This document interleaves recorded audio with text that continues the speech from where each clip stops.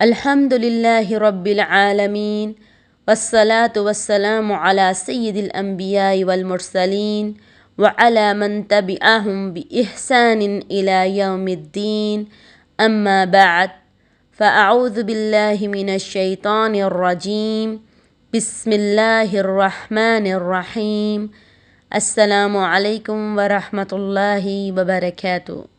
کمائی کے لیے حرام ذرائع اختیار کرنا۔ حرام کمائی جس بھی نیکی میں شامل ہو جائے اسے برباد کر دیتی ہے، اور نیکیوں کی بربادی کے علاوہ جہنم کے شعلے بھی حرام کمائی سے تیز ہو جاتے ہیں۔ حرام کمائی کا ایک لقمہ بھی پیٹ میں چلا جائے تو وہ آگ کا دہکتا ہوا انگارہ ہے۔ اللہ تعالیٰ فرماتے ہیں، بے شک وہ لوگ جو یتیموں کا مال ناحق ظلم کھا لیتے ہیں وہ اپنے پیٹوں میں آگ ہی بھر رہے ہیں اور عن قریب بھڑکتی ہوئی آگ میں داخل ہو جائیں گے۔ سورۃ النساء آیت نمبر 10۔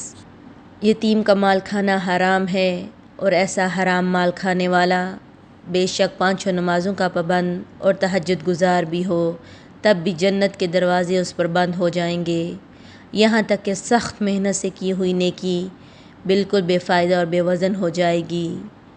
حج جیسی عبادت کا برباد ہونا۔ حرام کمائی سے نیکیاں کیسے برباد ہوتی ہیں، نبی صلی اللہ علیہ وآلہ وسلم نے ایک مثال دے کر سمجھایا ہے۔ اے ایمان والو، ان پاکیزہ چیزوں سے کھاؤ جو ہم نے تمہیں دی ہیں۔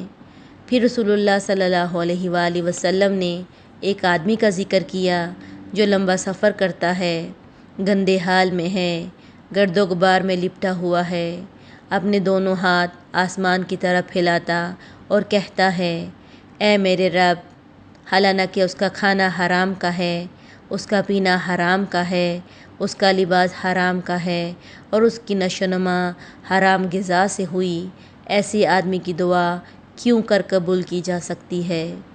محنت اور مشقت سے رب کی طرف سفر کر کے آنا کہ اس کے آثار بندے کے کپڑوں اور بالوں پر بھی موجود ہوں، بہت بڑا تھکا دینے والا عمل ہے، لیکن حرام کمائی نے اسے بالکل بے وزن اور حقیر کر دیا۔ حرام کمائی کا ذرہ بھی باقی ساری کمائی پر اثر انداز ہوتا ہے۔ جیسے ایک آدمی 500 روپے کا کپڑا خریدتا ہے تاکہ وہ اسے اپنی پوشاک تیار کرے، لیکن اس میں 10 روپے حرام کمائی کے ہیں تو وہ سارے کا سارا حرام ہی قرار پائے گا۔ مال و دولت کو آدمی بڑی محنت سے حاصل کرتا ہے، اور مال سے جو نیکی کے کام سر انجام دیے جا سکتے ہیں ان میں ایک بہت بڑا نیکی کا کام صدقہ اور خیرات بھی ہے، لیکن صدقہ خیرات اگر حرام کمائی سے ہو تو اللہ تعالیٰ کے ہاں قبولیت حاصل نہیں کر سکتا۔ بے شک خرچ کرنے والا اس سے موسلا دھار بارش یا تیز آندھی کی مانند خرچ کیوں نہ کرتا ہو، اس کا تعلق زکوٰۃ سے ہو یا قربانی سے ہو، نظر و نیاز سے ہو یا محتاجوں کی مدد کرنے سے، اللہ تعالیٰ صرف اور صرف پاکیزہ چیز کو ہی قبول فرماتے ہیں۔ ایک حدیث میں رسول اللہ صلی اللہ علیہ وآلہ وسلم کا فرمان موجود ہے، اے لوگو، اللہ پاک ہے، پاک چیز ہی قبول فرماتا ہے۔ اللہ تعالیٰ نے مومنوں کو اس چیز کا حکم دیا ہے جس چیز کا حکم اس نے اپنے پیغمبروں کو دیا، چنانچہ اس نے پیغمبروں سے فرمایا، اے پیغمبر، پاکیزہ چیزیں کھاؤ اور نیک عمل کرو، بے شک میں تمہارے عملوں کو خوب جانتا ہوں۔ یہ جملہ بے شک میں تمہارے عملوں کو خوب جانتا ہوں اپنے اندر بہت معنی رکھتا ہے۔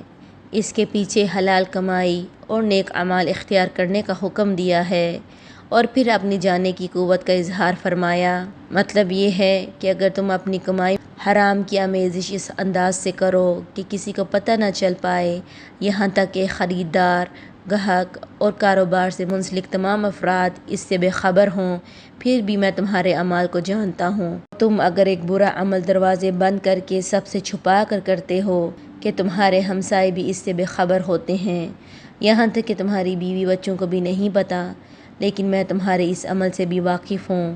اسی طرح جب تم صدقہ خیرات کرتے ہو، جس جگہ پر حرام کمائی کے سیاہ نقطے لگے ہوتے ہیں میرے علم میں ہوتے ہیں۔ سبحانک اللہم و بحمدک، اشہد ان لا الہ الا انت، استغفرک و اتوب الیک۔